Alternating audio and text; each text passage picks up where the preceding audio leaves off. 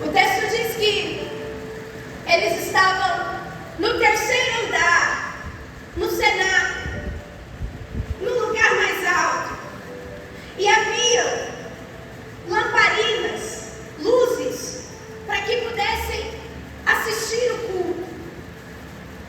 Não tinha a eletricidade como temos hoje. Então, as luzes que tinham lá, elas também produziam um calor. As luzes que tinham lá deixavam um ambiente desconfortável.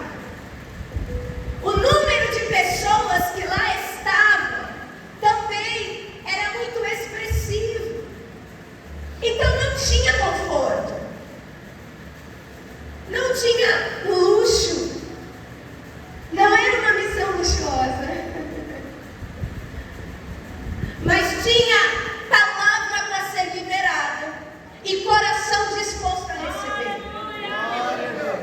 Porque a palavra de Deus, para agir na vida de alguém, em um povo, ela não se limita ao banco que se assenta, ela não se limita às luzes que possui, ela não se limita a homens, ela não se limita a mulheres, ela não se limita a etnias, ela não se limita a estereótipos.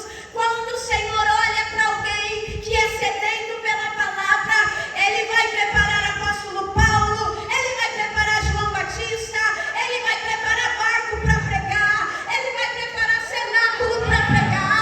Se não tem agenda, tem praça. Se não tem praça, tem viela. Se não tem microfone, tem garganta.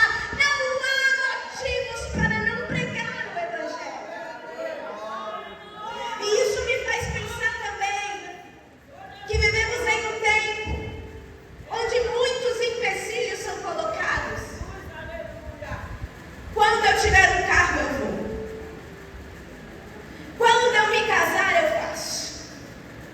Quando eu for ordenado ou consagrado, eu começo. Quando eu terminar a faculdade, eu participo. E aí vamos colocando justificativas, desculpas, tentando adiar o propósito de Deus, o propósito pelo qual o Senhor confiou a você. Mas eu preciso que você entenda que enquanto você adia o que Deus te chamou para fazer, não é só você que deixa de ser edificado. Há uma geração que precisa conhecer o que Ele te entregou. Há uma casa que precisa conhecer o nome de Jesus. Há escolas nessa cidade que precisam ouvir falar do nome do Cristo que salva. Há pontos de drogas que precisam receber o Evangelho. Irmãos, eu posso falar algo de todo o meu coração a vocês e eu não quero ser mal interpretada. Eu amo ministrar a mulheres, a jovens, a adolescentes, crianças, mas por vezes eu me canso de pregar para crente. O Evangelho para o crente não é mais novidade. E o Senhor é tão misericordioso que Ele tem desejo de reafirmar quem Ele é, a fim de que nós não pereçamos. E aí eu fico imaginando, e se Cristo se cansasse de mim? Aí é por isso que eu continuo, né? Eu guardo a minha raiva e continuo pregando, porque esse é o chamado, é essa anunciação da graça de Deus, através da palavra. Paulo está pregando, o discurso está muito bom. Eu acho que era tão agradável ouvi-lo, embora ele tivesse muitas palavras pesadas. Eu imagino que era gracioso ouvir e conhecer o que Deus havia entregue a ele. Algumas vezes lá na nossa igreja em São Paulo, o culto está tão bom, está tão bom, a palavra está fazendo tanto efeito, que o nosso pastor Tiago, ele impede a bênção apostólica e fala: quem quiser ir e precisar ir, pode ir. E quem quiser ficar, a gente continua até o momento que o Espírito Santo disser chega.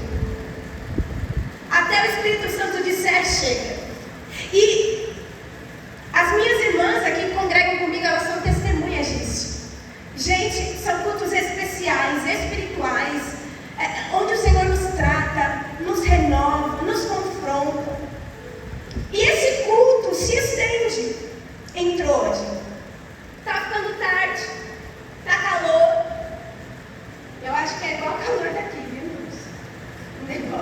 noite. O pessoal estava amontoado, mas eles não tiraram os pés do lugar da palavra. Eles não tiraram os pés do lugar onde tinha alimento.